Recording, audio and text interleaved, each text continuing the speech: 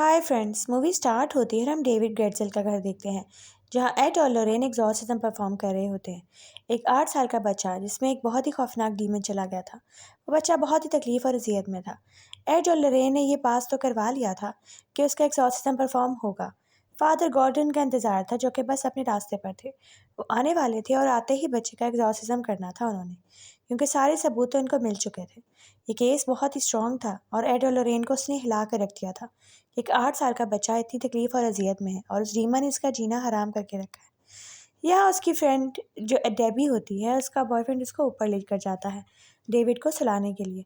वो कहता है कि हम तुम्हें कुछ भी नहीं होने देंगे, तुम बिल्कुल फिक्र मत करो, तुम बिल्कुल ठीक हो जाओगे, तुम्हारी जान इससे छूट जाएगी और तुम फिर एक नॉर्मल ज़िंदगी गुजारोगे। वो आर्नी को कहता है कि तुम बहुत अच्छे हो, मैं बहुत खुश हूँ कि मेरी बहन की शादी तुमसे होगी। इतने में ही गाड़ी की आवाज़ आती है और पता लगता है कि फादर गॉर्डन नीचे पहुंच चुके हैं। अब आर्नी भी नीचे आ जाता है डेविड को सुलाकर, और जैसे ही फादर गॉर्डन घर के पास आते हैं उन्हें बहुत ही अजीब फील होता है। उन्हें लग गया था यहाँ पर कुछ गड़बड़ है। वो उस घर के अंदर एंटर होते हैं, जैसे ही ऊपर डेविड की आंख खुलती है किसी शोर से। वो डर से वॉशरूम में जाकर छुप जाता है और यहाँ कोई एविल एंटिटी उसको डराने के लिए पहुंच जाती है और उसके ऊपर खून की बारिश होने लगती है, जिससे वो और खौफजदा हो जाता है। अब यह हमें पता लग चुका था कि वो पूरी तरीके से पोजेस्ड हो चुका है। वो डीमन उसके अंदर चला गया है और वो अपने फादर के ऊपर अटैक करता है उनको मारने के लिए। और यहाँ पर सब लोग उसको पकड़ लेते हैं। एड और आर्नी उसको पकड़ के नीचे ले जाते हैं ताकि एक्सॉर्सिज्म परफॉर्म हो। फादर पहुंच चुके थे। यहाँ ड्रियो नीचे कैमरा सेटअप कर रहा था क्योंकि उसको पता था कि एक्सॉर्सिज्म के लिए अब इनके पास और कहीं जाने का टाइम नहीं है, वो यहीं पर परफॉर्म होगा। एड फादर को कहता है आप अपनी बुक निकाल लीजिए, यहीं पर आपको एक्सॉर्सिज्म करना पड़ेगा, चर्च जाने का टाइम नहीं है। ड्रू अपनी रिकॉर्डिंग स्टार्ट कर देता है। आर्नी, डेबी, उसके पेरेंट्स दोनों बहुत डरे हुए थे। डेविड 8 साल का बच्चा था और उसके जिस्म में से इतनी स्ट्रॉन्ग वाइब्स आ रही थी कि उनको खुद यकीन नहीं हो रहा था कि वो क्या कर रहा है। वो अपनी बॉडी को बहुत बुरी तरीके से मोड़ उड़ रहा था। उसकी हड्डियाँ हिल रही थी, टूट रही थी, आवाज़ें आ रही थी। उनको समझ नहीं आ रहा था कि सब क्या हो रहा है। दूसरी तरफ हम लोरेन को देखते हैं जिसको कोई विजन्स आ रहे थे। इस बच्चे को हाथ लगाते ही एड उसको कहता है खुद को संभालो, और उस बच्चे को उन्होंने बुरी तरीके से पकड़ा हुआ था ताकि वो अपने आप को नुकसान ना पहुंचा दे, क्योंकि वो डीमन इस बच्चे को लेकर ही जाना चाहता था। वो उसको नहीं छोड़ रहा था, उसका जिस्म उबल रहा था तकलीफ से। और यहाँ फादर बाइबल से पढ़ रहे थे फ्रेजेस ताकि इस बच्चे को जल्दी से जल्दी हील किया जा सके और इस डीमन को भगाया जा सके। वहाँ पर तूफान आ जाता है। अब फादर वहाँ पे गिर जाते हैं, उनके सर पे प्लेट लगती है। अब एक्सॉर्सिज्म का रास्ता और कोई नहीं था सिवाय एड के। अब एड ने पढ़ना शुरू किया क्योंकि इस बच्चे को बचाना बहुत ज़रूरी था।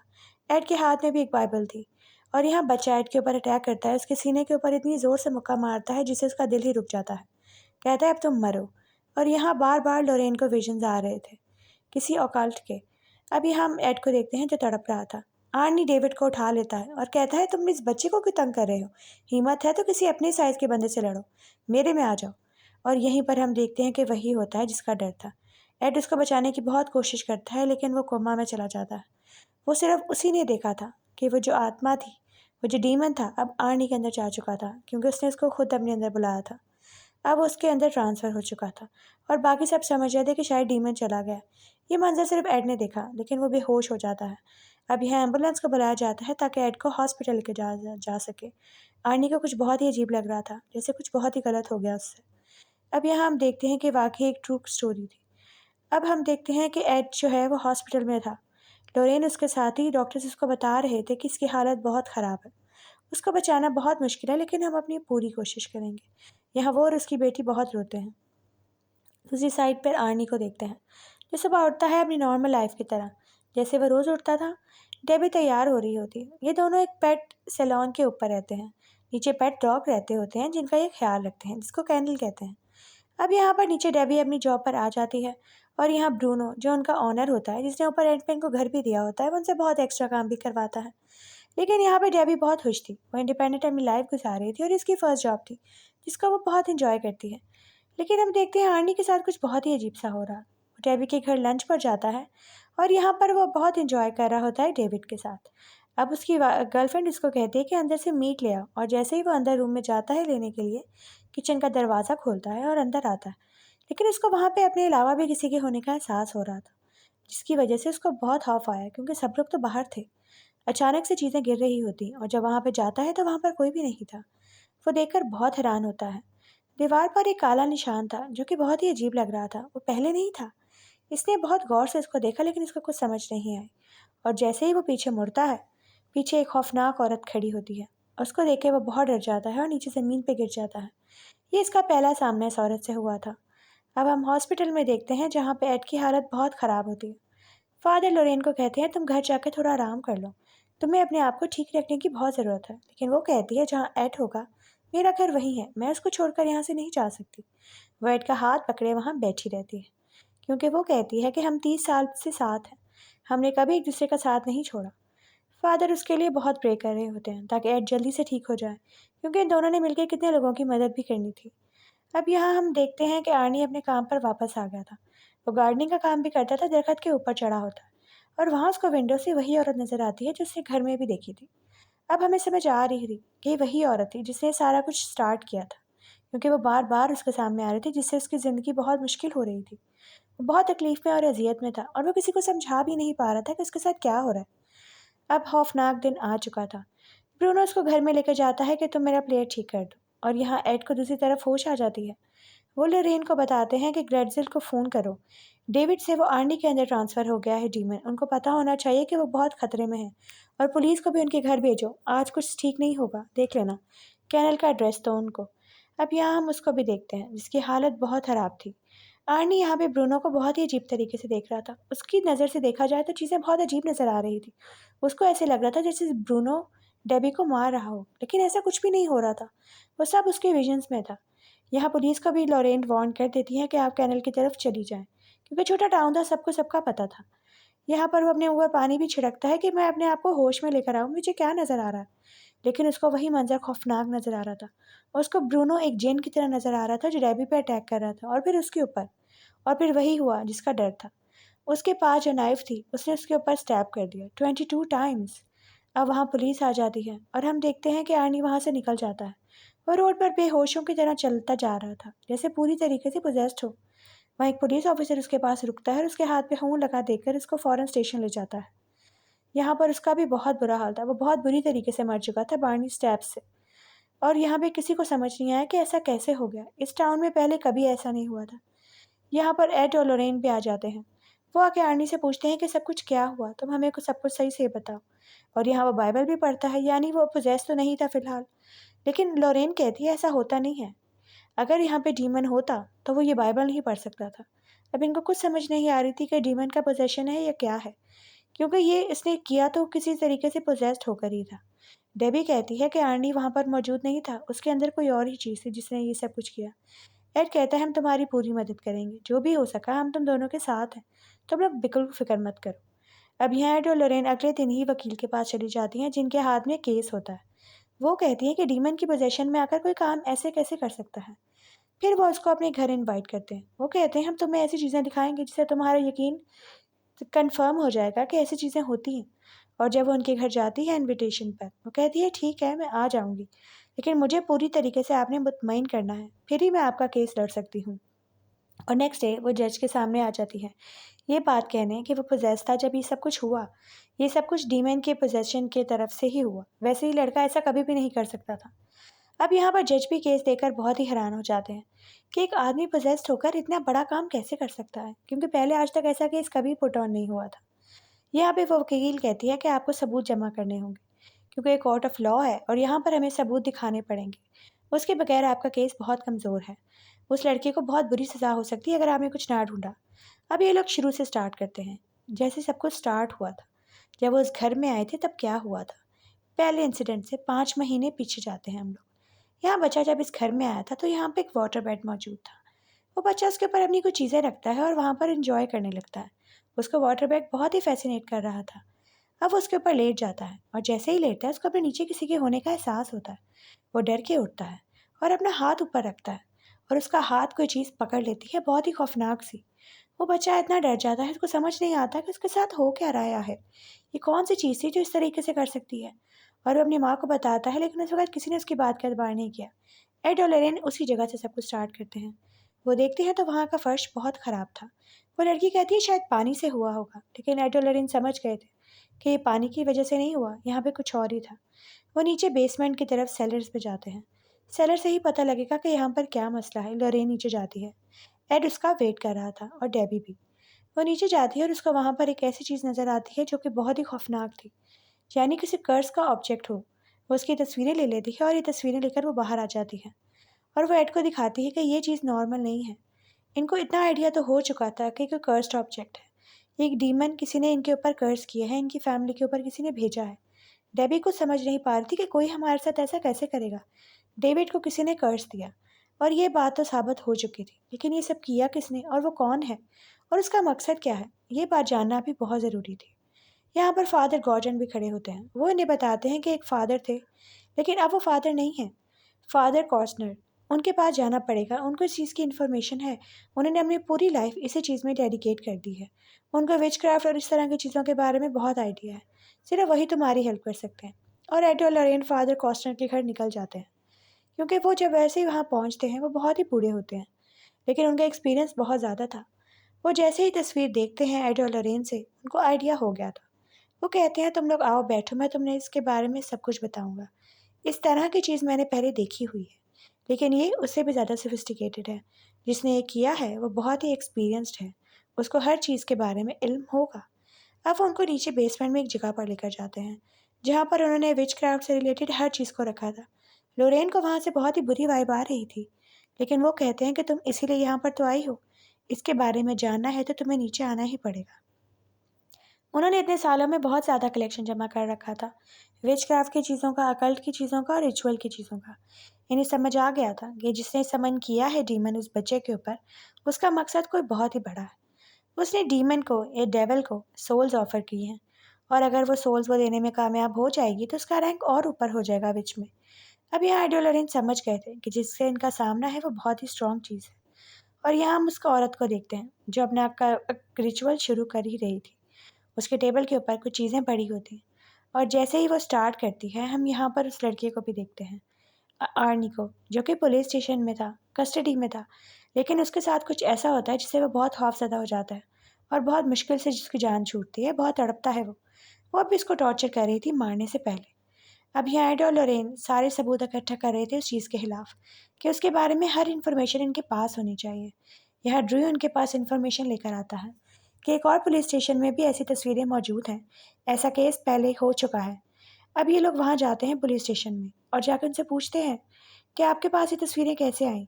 दो लड़कियाँ थीं जिनकी खुदकुशी हुई। एक लड़की की डेड बॉडी मिल गई और एक लड़की को उसने कत्ल कर दिया था। अब यहाँ डेबी आर्नी को आके सारी चीज़ें बताती है कि तुम्हारे केस के ऊपर बहुत काम कर रहे हैं एड और लोरेन, हम कुछ ना कुछ कर लेंगे।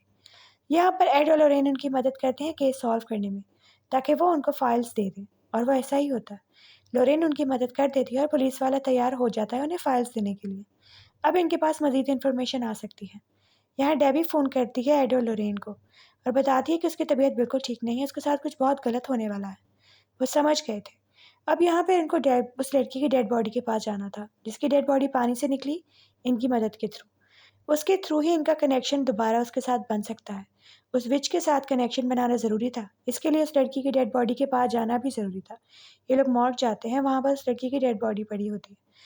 जैसे लोरेन उसका हाथ पकड़ती है, कनेक्शन दोबारा से रिन्यू हो जाता है, और यहाँ पर वो उसकी पहली दफ़ा उस विच की लेयर देखती है, जहाँ पर भी सारा कुछ परफॉर्म कर रही थी। उसको आइडिया हो गया था कि ये अंडरग्राउंड बेसमेंट में ही है और यहाँ पर पानी गिर रहा है और ट्रेन की आवाज़ आ रही है।